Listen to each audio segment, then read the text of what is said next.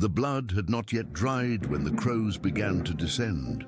On the bridge of Montereau, beneath the grey sky of September 1419, the body of John, Duke of Burgundy, lay mutilated upon the cold stones, his face disfigured by the violence of axes that had found flesh and bone with surgical precision.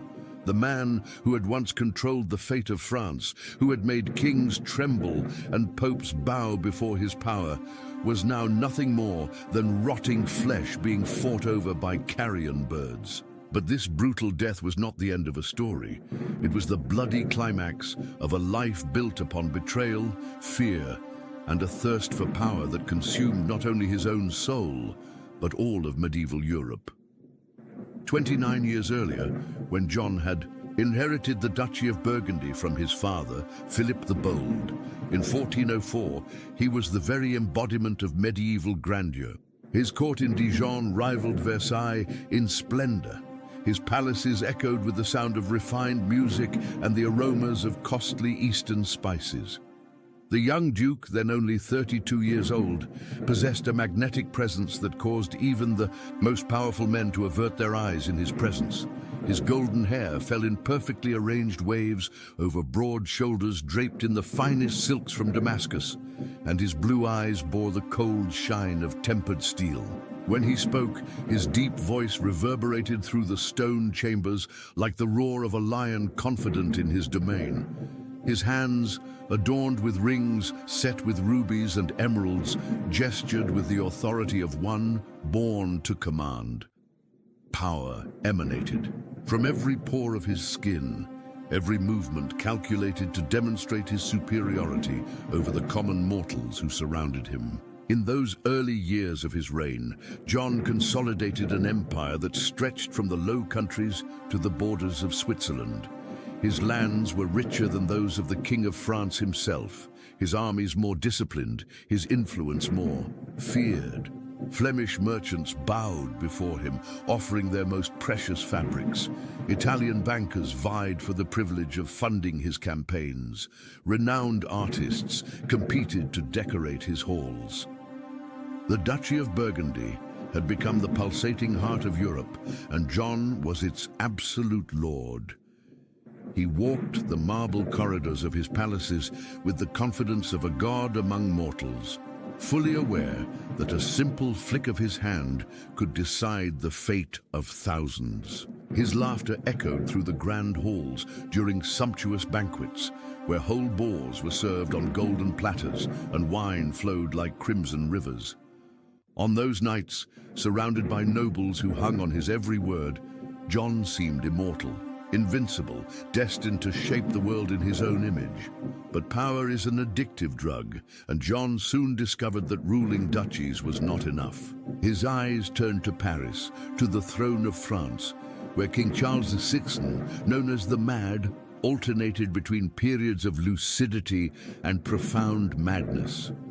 During the king's bouts of insanity, when Charles VI believed himself made of glass and refused to be touched for fear of shattering, the regency of the kingdom fell into the hands of ambitious nobles. John saw his golden opportunity and seized it with claws and teeth. He began to weave a web of alliances and betrayals that would stretch throughout the French court, corrupting consciences with Burgundian gold and veiled threats.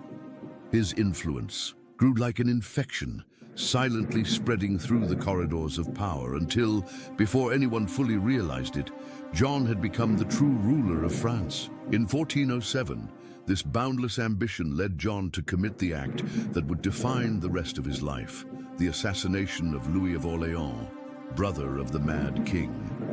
In the frigid pre-dawn hours of November 23rd, on the narrow streets of Paris, mercenaries hired by John waited patiently in the shadows.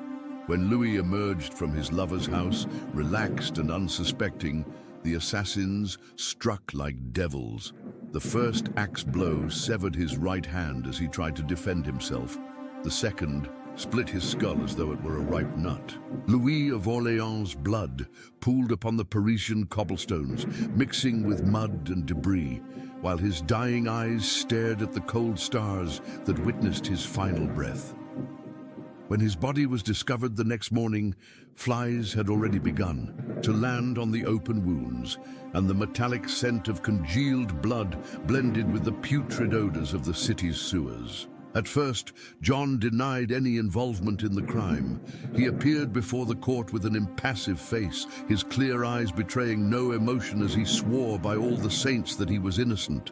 His thin lips uttered lies as easily as prayers, and his hands remained perfectly still as he feigned tears of remorse for his cousin's death. But the evidence was overwhelming. Witnesses began to speak, and the pressure became unbearable. Finally, in March 1408, in a gesture that shocked all of Europe, John publicly confessed to the murder. But his confession was not a plea for mercy.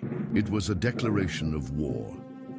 Before an astonished assembly in the Hôtel de Saint-Paul, John declared that he had killed Louis of Orléans to save France from tyranny, that the assassination had been an act of patriotism, not treason. His words reverberated through the hall like blasphemies, and many present crossed themselves in horror at the diabolical audacity of this man who had transformed fratricide into virtue. From that moment on, John was no longer just a powerful duke. He had become something far more dangerous, a man who had crossed a moral line from which there was no return. Those who knew him began to notice subtle changes in his appearance. His once warm, infectious laughter had acquired a metallic timbre that made people shiver.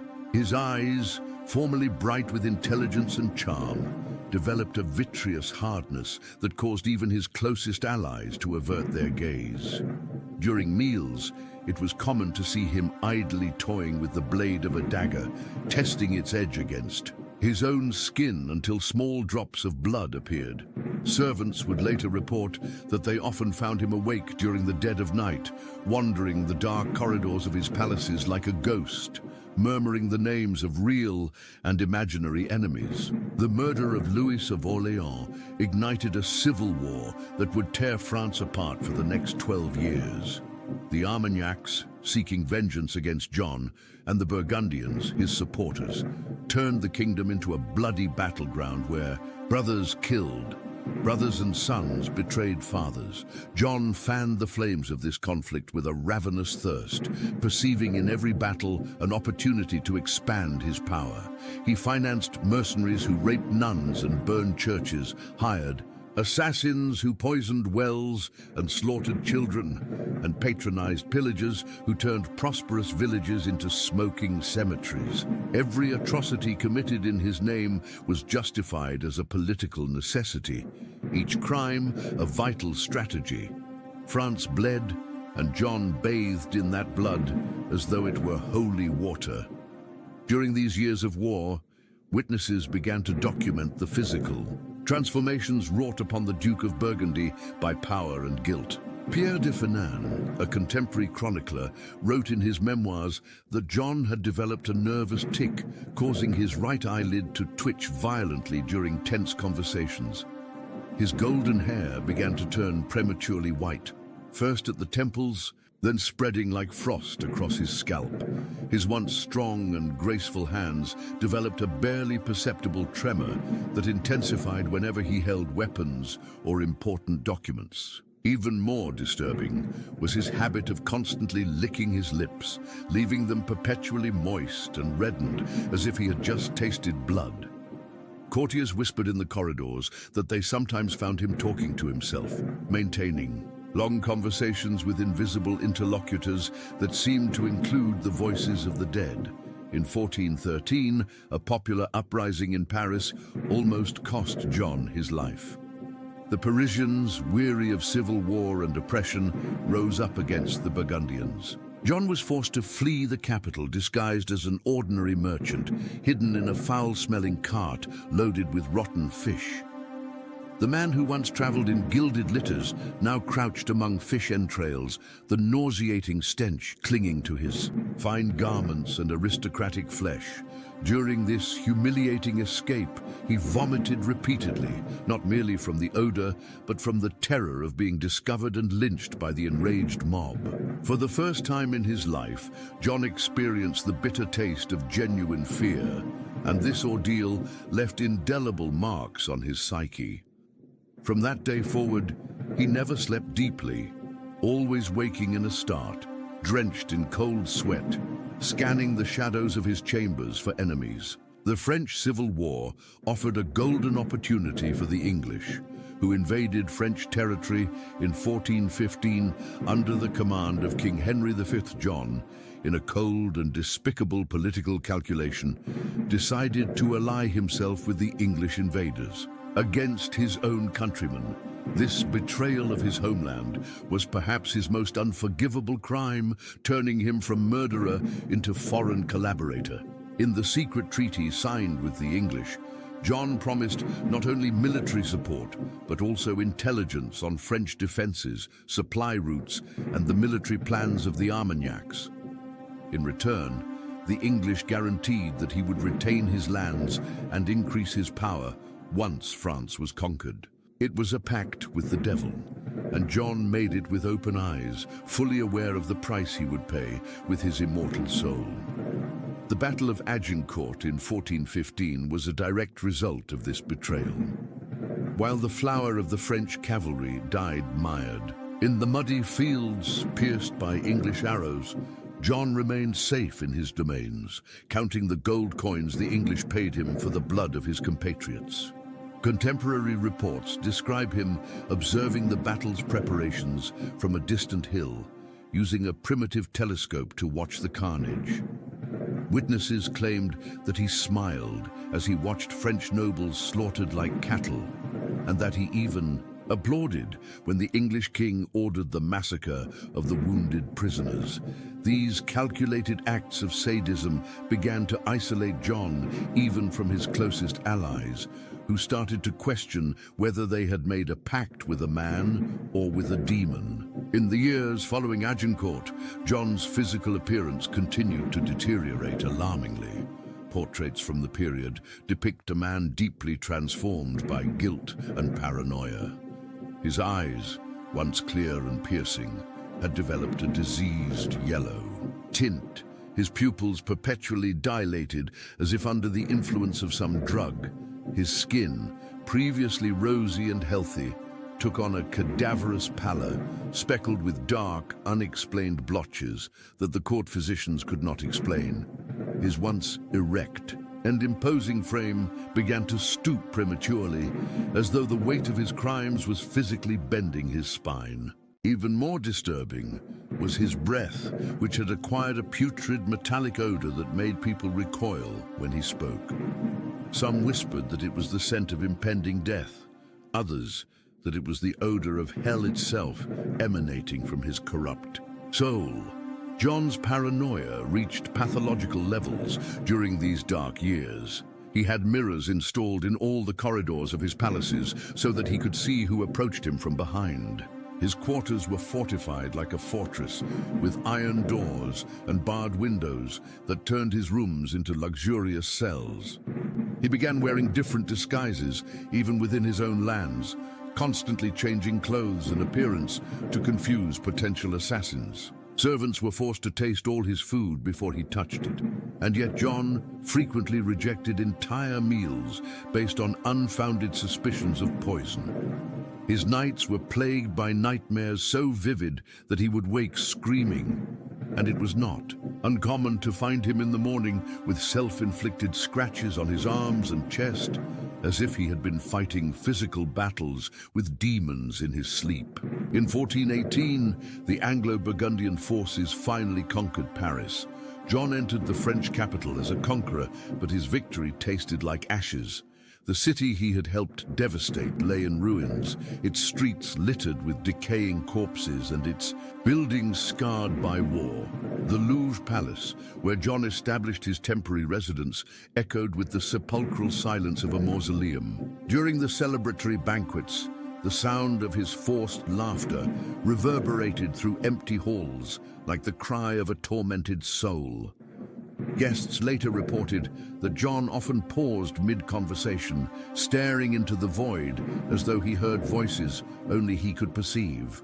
On several occasions, he was seen talking to portraits of deceased individuals, holding lengthy conversations with the painted eyes of Louis of Orléans, as though his victim's ghost had come to collect a blood debt. It was in this context of bitter victory and mounting paranoia that news of Joan of Arc arrived. The young peasant girl who claimed to have divine visions and a mission to drive the English from France quickly became a symbol of national resistance. To John, Joan represented everything he had betrayed: genuine faith, pure patriotism, unblemished courage. When he learned of her first military victories, John suffered what witnesses described as a complete nervous collapse. He was found in his chambers on his knees, banging his head against the cold stones, while shouting blasphemies against God and all the saints. His fists punched the air as though fighting invisible adversaries, and his mouth foamed like a rabid animal's. The court physicians had to sedate him with opium to stop his convulsions, and he remained unconscious for 3 days, murmuring delirious words in Latin that seemed to be inverted prayers or demonic invocations. Joan of Arc's meteoric rise exposed to John a terrible truth. He had bet on the wrong side of history. While an illiterate peasant girl inspired crowds with her unwavering faith, the powerful Duke of Burgundy found himself isolated in an ivory tower built upon corpses. His alliances with the English, once a source of power, had become shackles, binding him to a lost cause.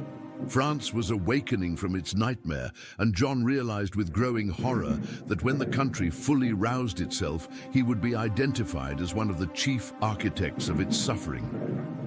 Intercepted letters from that period reveal his increasing despair as he searched for an honorable way out of the labyrinth of betrayals he had spun.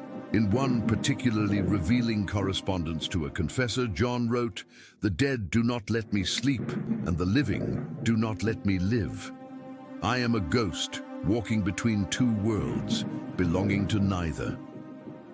It was in this fragmented mental state that John began to consider the possibility of reconciliation with the Dauphin Charles, the rightful heir to the French throne and leader of the Armagnacs. The irony was cruel. The man who had spent years trying to destroy the French monarchy now begged forgiveness from the prince who embodied everything he had fought against.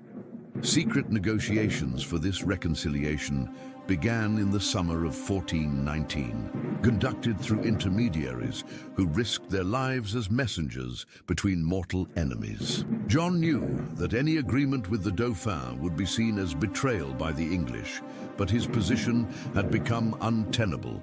He was literally surrounded by enemies.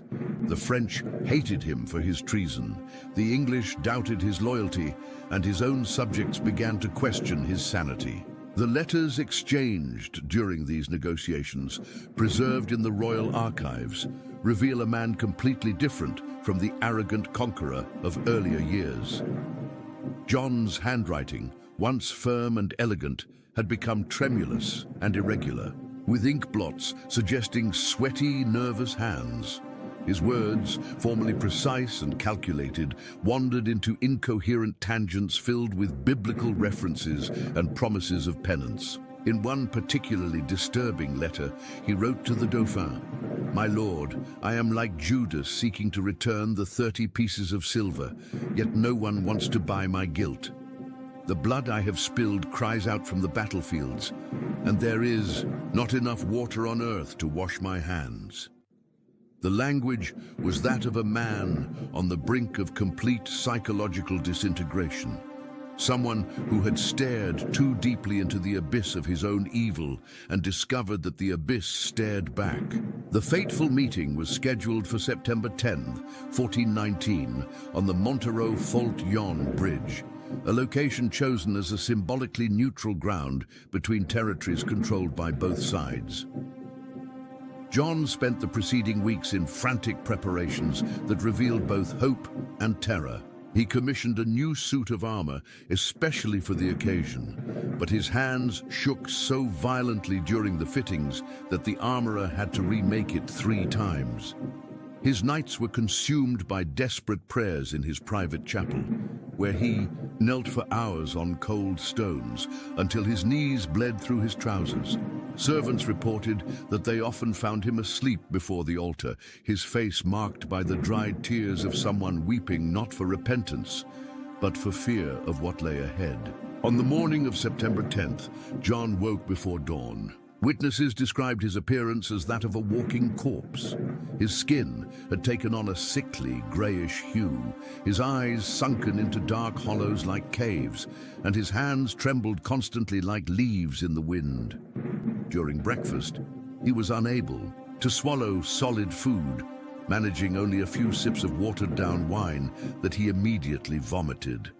His personal confessor, Brother Bernard, later wrote that John spent more than an hour confessing that morning, revealing crimes he had never admitted before, including the poisoning of 2 cardinals and the rape of a nun who had tried to blackmail him. The words poured from his mouth like pus from an infected wound, each confession more horrific than the last, as if he were trying to purge his soul of all evil before meeting the Dauphin. The ride to Montereau was a funeral procession disguised as a diplomatic mission. John traveled in a closed litter, unable to ride a horse due to the spasms that shook his body at regular intervals. Through the slightly opened curtains, his attendants could see him praying compulsively, his hands moving mechanically over a rosary of black pearls while his lips murmured Latin prayers. From time to time, he would suddenly cry out as though stung by an invisible wasp, causing the horses to shy and the soldiers to look around nervously for enemies. During a rest stop, he was seen pacing in circles around a roadside stone cross, his footprints forming a hypnotic pattern in the dirt, as he repeatedly uttered the name Louis, like a macabre invocation. The bridge of Montereau had been specially prepared for the historic meeting. Wooden structures had been erected in the center of the bridge to form a kind of neutral pavilion where the 2 leaders could meet without either setting foot on enemy ground. Rich tapestries covered the makeshift walls, and braziers warmed the chilly early autumn air. The Dauphin Charles arrived first, accompanied by a select group of nobles and guards. He was a 19-year-old youth, thin and pale, with intelligent eyes that shone with a cold determination sharply contrasted with his frail appearance.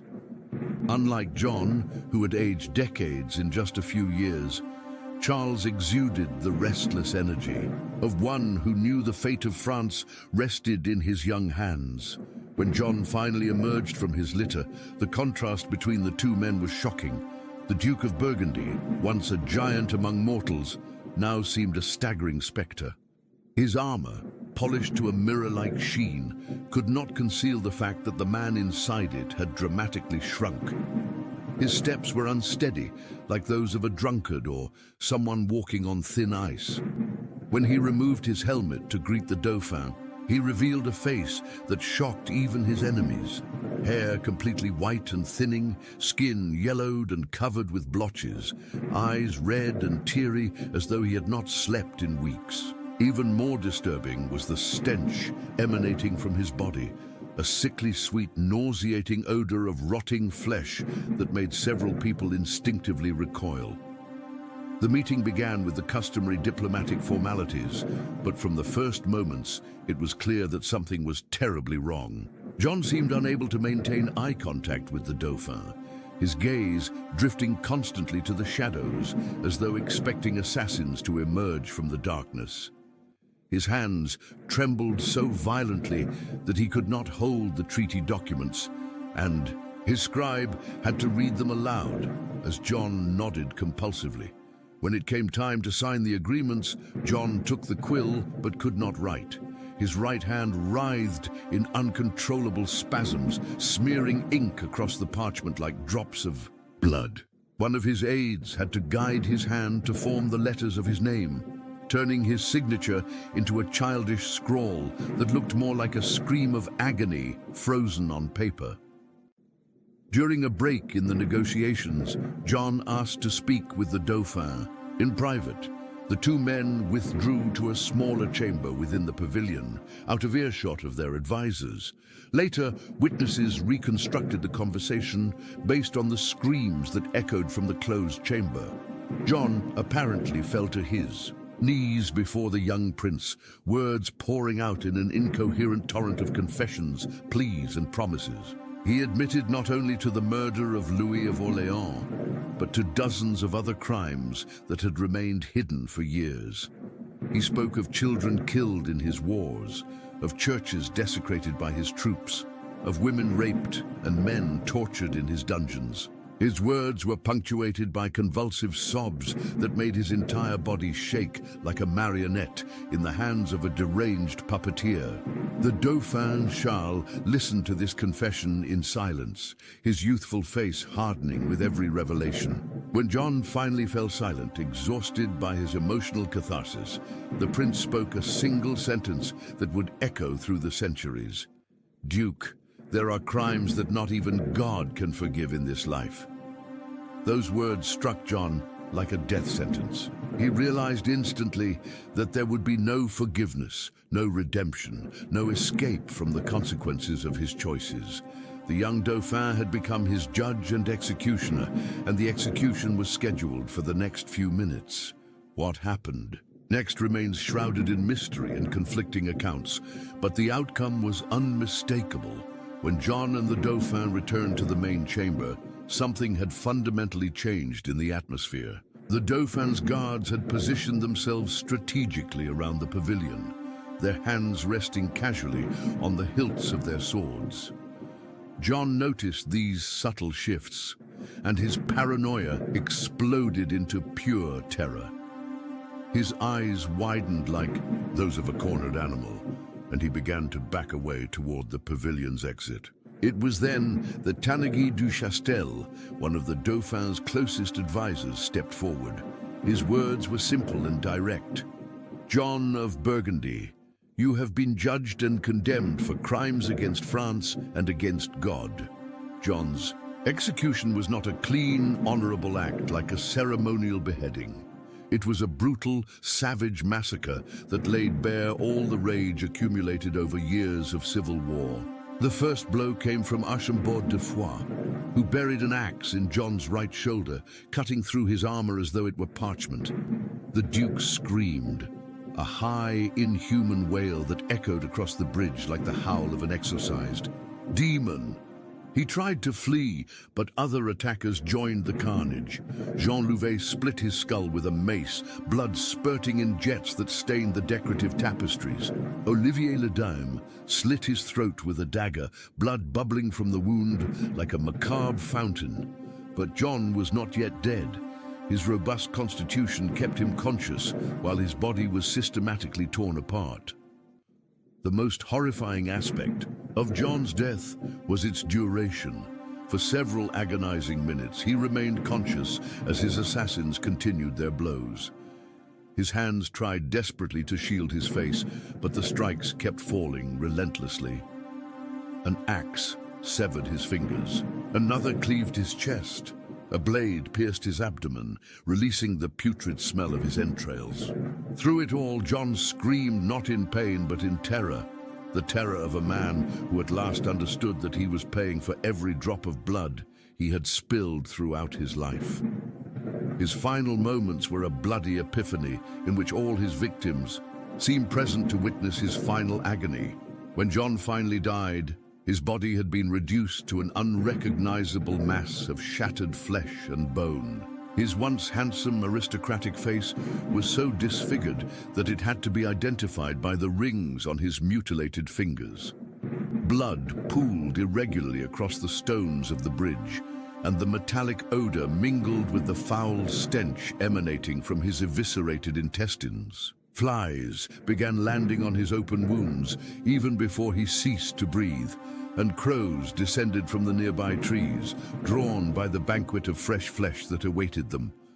John's body was left on the bridge for several hours, exposed to the elements and carrion animals. The Dauphin Charles ordered that no one touch the remains until sundown, as though he wanted all of nature to bear witness to the justice that had been served. During those macabre hours, crows and jackdaws descended in black flocks, pecking at the dead man's eyes and tearing chunks of flesh from his open wounds. The cold September wind carried the smell of death across the surrounding fields, warning distant peasants that something terrible had occurred on the bridge of Montereau. When they finally removed John's body at dusk, it had to be scraped from the stones with shovels, the blood having coagulated and adhered to the bridge's surface. The remains were placed in a burlap sack, as though they were mere refuse, and transported to the nearby Abbey of Saint-Louis of Poissy. Even there, the monks initially refused to grant a Christian burial to the corpse, arguing that John had died in a state of mortal sin. Only a direct order from the Dauphin forced them to bury him. And even then, it was a hasty, unceremonious midnight service intended to avoid public uproar. The man who had once been buried in gold and purple now lay in a shallow grave, covered only by common earth and a few reluctantly whispered prayers. In the days following the murder, strange reports began to circulate throughout the region. Travelers who passed over the bridge of Montereau at night claimed to hear agonized screams echoing over the waters, as though John's spirit were eternally reliving his final moments of terror. Local fishermen swore that the river had turned a reddish hue, a shade that persisted even after the autumn rains. More disturbing still were accounts of a spectral figure that appeared on the bridge during new moon nights. A man in bloodied armor pacing back and forth, begging for forgiveness, in a voice that caused the region's dogs to howl in despair. John's death triggered a series of events that completely transformed the political landscape of Europe. His son, Philip the Good, swore vengeance against the Dauphin Charles, perpetuating the cycle of violence his father had begun. The alliance with the English was reinforced, and the wars continued for decades, inflicting untold suffering on the French people. Paradoxically, the man who had died seeking to make peace with France ended up causing even greater destruction through his violent death. It was as though his ghost found a way to continue sowing discord, even from beyond the grave. In the years that followed, the figure of John the Fearless became a grim symbol in the collective French memory. Chronologers of the time wrote of him as a cautionary tale about the perils of unbridled ambition and betrayal of one's homeland. His atrocities were documented in grotesque detail, each crime catalogued as an example of what happens when a man sells his soul to the devil in exchange for temporal power. French children grew up hearing stories of the accursed Duke, who had betrayed his own country and paid the ultimate price for his perfidy.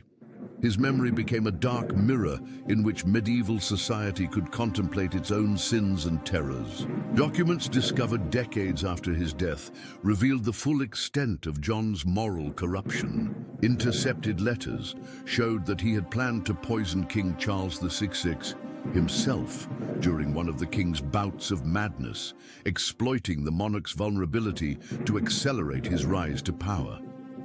Financial records indicated that he had diverted funds meant for national defense to finance his personal palaces, leaving French fortresses undermanned while he spent fortunes on tapestries and jewels. Most shocking of all was the discovery of a secret diary in which John recorded his crimes with precise detail, as if he were an accountant taking inventory of merchandise.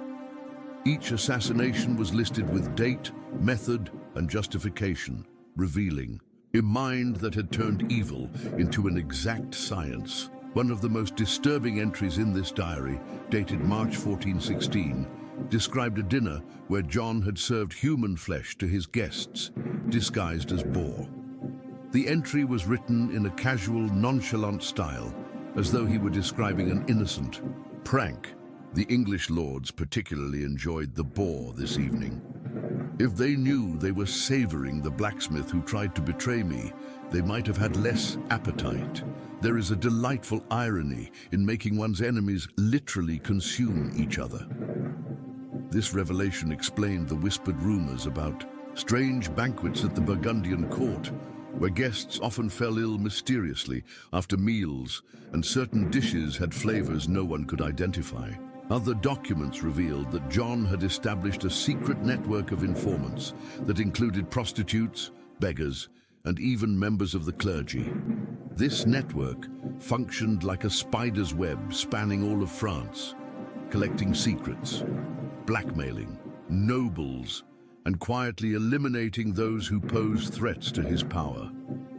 The methods employed by his agents were the stuff of nightmares, poisons that caused slow, agonizing deaths, staged accidents that removed inconvenient witnesses, psychological tortures that shattered their victims' sanity without leaving physical scars. John had created a medieval police state where fear was the currency and paranoia a condition for survival. The ramifications of John's death extended far beyond French borders. In England, the news was received with horror by the ruling classes, who saw in the murder a dangerous precedent for the treatment of allied nobles. King Henry V, who had placed great hopes on the Burgundian alliance, was forced to completely rethink his military strategy in France.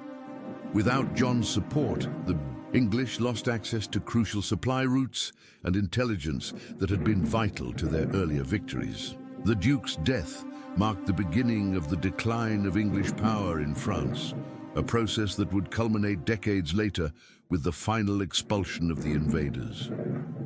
In the Holy Roman Empire, John's death sent shockwaves through all the noble courts. Emperor Sigismund, who had maintained complex diplomatic relations with the Duke, was forced to reconsider his alliances in Western Europe. Letters preserved in imperial archives show that Sigismund regarded John as a useful but dangerous partner, someone who could be manipulated to serve imperial interests, but could never be fully trusted. The Duke's violent death served as a brutal reminder that even the most powerful could fall swiftly when they lost popular support and moral legitimacy. In Italy, where John had extensive commercial and diplomatic ties, his death was viewed through the prism of Renaissance politics. Italian princes, accustomed to political violence and sudden shifts in power, analyzed the assassination as a case study in the risks of betrayal and military overreach. Niccolò Machiavelli, writing decades later, would use John the Fearless as an illustration of how a prince can lose everything when he abandons the basic principles of loyalty and legitimacy. For the Florentines and Venetians, John's demise confirmed their suspicions that French politics were more brutal and unpredictable than their own, validating their preference for alliances with more stable and reliable powers. The psychological impact of John's death on the French populace was profound and enduring. For decades after Montereau, the Duke's name became synonymous with betrayal and ill fortune. French mothers frightened disobedient children with stories of the Burgundian ghost, who would come for those who betrayed their family and homeland. Superstitions arose around anything associated with the Burgundian duchy. Wine from the region was avoided, Flemish cloth was believed to be cursed, and even wearing the Burgundian colors in clothing was considered a bad omen. The Catholic Church also had to grapple with the theological implications of John's life and death. His case raised deep questions about forgiveness, penance, and salvation of the soul. Some theologians argued that his violent death was divine punishment for his crimes, a manifestation of God's justice on earth. Others maintained that even the worst sinners could find redemption through genuine repentance, and that the Church had an obligation to pray for John's soul despite his atrocities. These theological debates continued for generations, influencing the development of Catholic doctrine on just war, political betrayal, and the limits of divine forgiveness. Recently discovered documents in French monasteries revealed that several miracles were attributed to the intercession of John's victims. Soldiers wounded in battles sponsored by the Duke reported visions of Louis of Orléans guiding them to safety. Families who had lost loved ones in the civil wars claimed they received nocturnal visits from benevolent spirits, delivering messages of consolation and hope. These accounts gave rise to an informal popular cult around John's victims, turning them into folk martyrs who interceded for the oppressed and the wronged. John's death also had significant artistic and cultural ramifications. His life became material for tragic plays, popular ballads, and commissioned artworks by his enemies. To celebrate his downfall, painters of the era depicted his death as a moral allegory, showing angels and demons fighting over his soul, while his mutilated body lay on the bridge of Montereau. These works often included grotesque details that emphasized the horror of his death, serving as visual warnings about the consequences of unbridled ambition and moral betrayal. Musicians and poets of the time composed ballads recounting John's story in verses that were sung in taverns and public squares throughout France. These popular songs turned complex historical events into simple moral narratives in which John was portrayed as a one-dimensional villain receiving his just punishment. Although these representations were overly simplified, they helped solidify the popular memory of John as a symbol of all that was wrong with the medieval nobility: arrogance, cruelty, betrayal, and the absence of moral principles. Modern analysis of John's remains, exhumed for historical study in the 19th century, revealed horrifying details about his final moments. Forensic examinations showed that he had sustained at least 17 fatal wounds, each sufficient to cause death. On its own, the distribution of the wounds indicated that he had fought desperately to defend himself, his hands bearing defensive injuries where he had tried to protect his face and throat. Even more disturbing was evidence that some wounds had been inflicted after death, suggesting that his killers continued to mutilate him once he had ceased breathing, in a display of hatred that transcended mere tactical necessity. Toxicological analyses of preserved tissue also revealed traces of various poisonous substances in his system, indicating that John had been systematically poisoned for months before his death. These poisons, likely administered in small doses through his food and drink, explained his accelerated physical deterioration and neurological symptoms in his final years. The discovery suggests that his enemies had planned his demise long before the rendezvous at Montereau, using the diplomatic meeting only as an opportunity to complete an assassination process that had been in motion for a long time. The legacy of John the Fearless remains among the darkest chapters in medieval European history. His life perfectly illustrates how absolute power can corrupt absolutely, transforming an apparently civilized man into a monster capable of unimaginable atrocities. His death, in turn, demonstrates that even the most powerful are not above the consequences of their actions, and that justice, however belated, eventually reaches those who challenge it. In the end, John discovered that he had built his fortress upon moral quicksand, and when the storms of history came, his entire structure of power collapsed, burying him under the wreckage of his own destructive ambitions. The bridge of Montereau, where John met his bloody end, became a site of macabre pilgrimage for those fascinated by the brutal nature of medieval power.